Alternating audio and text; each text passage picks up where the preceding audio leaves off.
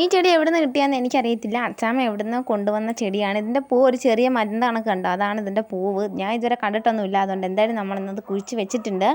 അപ്പോൾ ഇവിടെ പുതിയതായിട്ട് റോസ പിടിച്ചിട്ടുണ്ട്. പുതിയതായിട്ടൊന്നും അല്ല, കൊണ്ടുവച്ചിട്ട് 2-3 പൂവൊക്കെ കഴിഞ്ഞിട്ടുണ്ട്. ഇതൊന്നും എപ്പോഴും പിടിക്കുന്ന പൂക്കളൊന്നും അല്ല ഈ റോസ് ഒന്നും കേട്ടോ.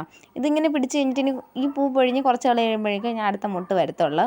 അപ്പോൾ ഈ ബോൾസം ഇത് ഏതോ ഒരു കളറാണ്. ഇതെന്തായാലും അതിനകത്ത് നിന്നിട്ട് ഒരു ഗുണമൊന്നുമില്ല. ഒരുമാതിരി തേമ്പി വാടി നിന്നുകൊണ്ട് അമ്മ അത് വലിച്ച് പിഴുത് കളഞ്ഞിട്ട് ആ മണ്ണൊക്കെ ഒന്ന് സെറ്റ് ചെയ്ത് കുറച്ച് വളവും കൂടെയൊക്കെ ഇട്ടിട്ട് അത് തന്നെ അതിനകത്ത് കുഴിച്ച് വയ്ക്കാനുള്ള പ്ലാനാണ്. എന്ന് വെച്ചാൽ അതിൻ്റെ നല്ല കമ്പ് നോക്കിയിട്ട് നമ്മളിവിടെ മുറ്റത്തിറങ്ങിയപ്പോൾ ഒരാൾ ചെടിയുടെ ഇടയിൽ കൂടെയൊക്കെ നടക്കുവാണ്. ഈ കൂട്ടിയിട്ടേക്കുന്ന മണ്ണിൽ നിന്നൊക്കെ ഒരു തടിപ്പീസൊക്കെ എടുത്ത് വായിക്കാത്തിട്ട് ഞാൻ പിന്നെ അതൊക്കെ എടുത്ത് തോണ്ടിയെടുത്ത് വെളിയിൽ കളഞ്ഞിട്ട് അവനെ അവിടെ നിർത്തിയേക്കുവാണ്.